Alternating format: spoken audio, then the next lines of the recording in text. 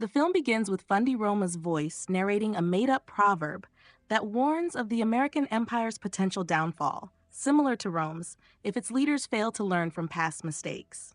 In the city of New Rome, architect Cesar Catalina stands on the edge of a building, where he briefly stops time as he steps off, narrowly avoiding a fall.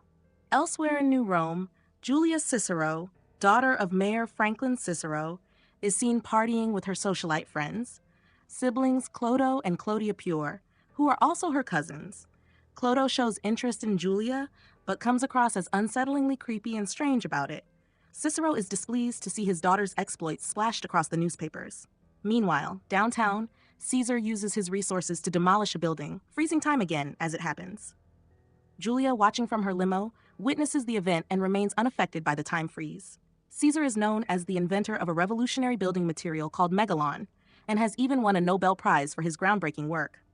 Fundy drives Caesar to a conference with Cicero, where celebrity reporter Wow Platinum is covering the event. Among the attendees are Caesar's wealthy uncle Clodia, his cousin Clodo, and their grandfather Hamilton Crus, who is funding Caesar's construction projects. Cicero's fixer, Nush Berman, is also present at his side. Caesar gives a dramatic speech, declaring his plan to rebuild New Rome in his image using megalon. Cicero counters by bringing up Caesar's late wife, who died under mysterious circumstances, though Caesar was ultimately cleared of any wrongdoing.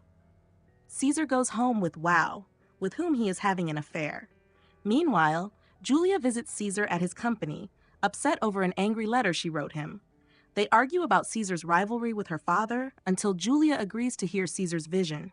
He shows her a model of New Rome, built with his megalon material, and Julia becomes convinced, deciding to join his business, much to Cicero's dismay.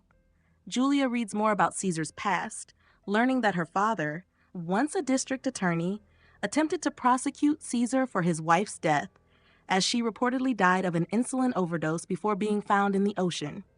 Julia and a friend follow Caesar through the city, where they witness statues seeming to come alive and crumble. Julia eventually discovers that Caesar is still mourning his wife and honoring her memory, as he remains deeply in love with her.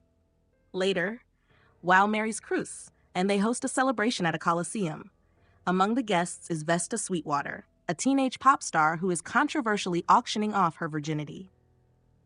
Caesar's mother, his aunt Constant, and Cicero's wife Teresa are also present at the event.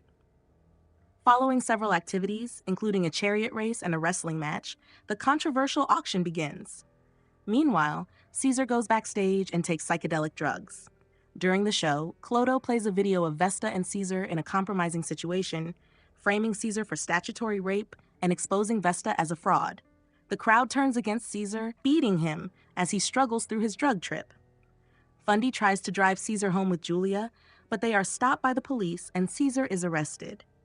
Julia enlists Clodia's help to dig up dirt on Vesta, discovering that Vesta is actually 23, not 17, and that the incriminating video was doctored, with her face added to another woman's body. Caesar is exonerated and released, but he confides in Julia that he's lost his ability to stop time. However, as Julia moves closer and he holds her, his power returns, and they share a kiss. Meanwhile, Clodo schemes to bring Caesar down by rallying opponents of his Megalopolis project, something Nush had warned Cicero about, as it could jeopardize his re-election. The whole city watches as a Soviet satellite named Carthage breaks apart and rains down in chunks onto New Rome. Following this event, Caesar holds a press conference, declaring his intention to move forward with his Megalopolis plans. Julia reveals to Caesar that she is pregnant with his child, and he is thrilled. They have dinner with her parents to share the news, though Cicero is far from pleased. Meanwhile, Clodo begins campaigning for alderman, having gained supporters from Caesar's protesters, especially after Nush's death in a building collapse. Cicero attempts to bribe Caesar with information about the truth surrounding his wife's death in exchange for him leaving Julia, but Caesar rejects the offer. Wow tries to seduce Caesar back, but he rejects her once again. Meanwhile, Clodo's goon Aram arranges for a 12-year-old boy to shoot Caesar in an assassination attempt. However, Megalon is used to heal him quickly. Clodo condemns Aram's actions as it only turns Caesar into a martyr. When Caesar leaves the hospital, he discovers his bank accounts are frozen and attempts to go to Crus for help, but as the CEO, Crus offers no assistance.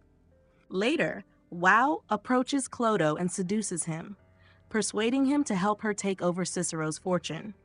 Clodagh then manipulates Crus into supporting the plan, tricking him into being forced out of his position as CEO of the bank by the board of directors.